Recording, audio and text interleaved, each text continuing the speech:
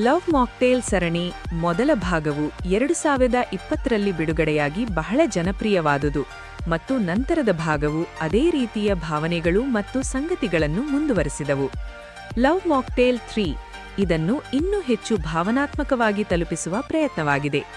ಈ ಚಿತ್ರವು ಪ್ರೇಮದ ಮತ್ತು ಕುಟುಂಬದ ಭಾವನೆಗಳನ್ನು ಬೆಸೆದು ಕಟ್ಟಿಕೊಳ್ಳುವ ಹೊಸ ಭಾಗ. ಪ್ರಥಮ 2 ಭಾಗಗಳು ಪ್ರೇಮ ಕಥೆಯ ಮೇಲೆ ಮುಖ್ಯವಾಗಿ ಕೇಂದ್ರೀಕೃತವಾಗಿದ್ದರೆ, ಈ 3ನೇ ವಿಭಾಗದಲ್ಲಿ ತಂದೆ-ಮಗಳ ಸಂಬಂಧ ಮತ್ತು ಅದರ ಭಾವನೆಗಳನ್ನು ಮುಖ್ಯವಾಗಿ ತಳ್ಳಿಕೊಂಡಿದೆ. ಫಿಲ್ಮ್ನ ಕಥೆ ಪ್ರೇಮದ ವಿವಿಧ ರೂಪಗಳು ಎಂಬ ಭಾವನೆಯನ್ನು ತೋರಿಸುತ್ತದೆ. ಹಳೆಯ ಸ್ನೇಹ, ಕುಟುಂಬದ ಬಾಂಧವ್ಯ ಮತ್ತು ತಂದೆಯಾಗಿ ಪಾತ್ರದ ಬೆಳವಣಿಗೆಯನ್ನು ಈ ಚಿತ್ರದಲ್ಲಿ ನಿರೀಕ್ಷಿಸಬಹುದಾಗಿದೆ. ಮೊದಲಿಗೆ ಏಪ್ರಿಲ್ 10, 2026ಕ್ಕೆ ರಿಲೀಸ್ ನಿಗದಿಯಾದರೂ, ಹೊಸ ನಿರ್ಧಾರದಿಂದ 19 ಮಾರ್ಚ್ 2026ರಂದು ಬಿಡುಗಡೆಯಾಗಿ ಯುಗಾದಿ ಹಬ್ಬಕ್ಕೆ ಪ್ರದರ್ಶನವಾಗಲಿದೆ. ಈ ಚಿತ್ರ ಡಾರ್ಲಿಂಗ್ ಕೃಷ್ಣ ನಟನೆಯೂ ನಿರ್ದೇಶನವೂ ಕೂಡ ಮಾಡಿದ್ದಾರೆ ಮತ್ತು ಮಿಲನಾ ನಾಗರಾಜ್ ಅವರು ಕೂಡ ಚಿತ್ರದಲ್ಲಿ ಕಾಣಿಸಿಕೊಳ್ಳಬಹುದು ಎಂಬ ಗಾಳಿ ಮಾತುಗಳು ಹರಿದಾಡುತ್ತಿವೆ.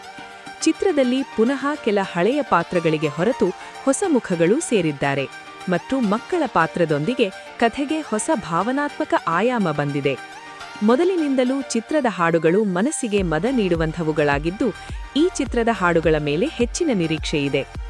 ಈ ಚಿತ್ರ ಪ್ರೇಮ, ಕುಟುಂಬ ಮತ್ತು ಜೀವನದ ಬದಲಾವಣೆಗಳ ಮೇಲೆ ಹೆಚ್ಚು ಗಮನಹರಿಸಿದೆ ಮತ್ತು ಹಳೆಯ ಅಭಿಮಾನಿಗಳಿಗೆ ಹೊಸ ಅನುಭವವನ್ನು ನೀಡುವ ನಿರೀಕ್ಷೆಯಿದೆ.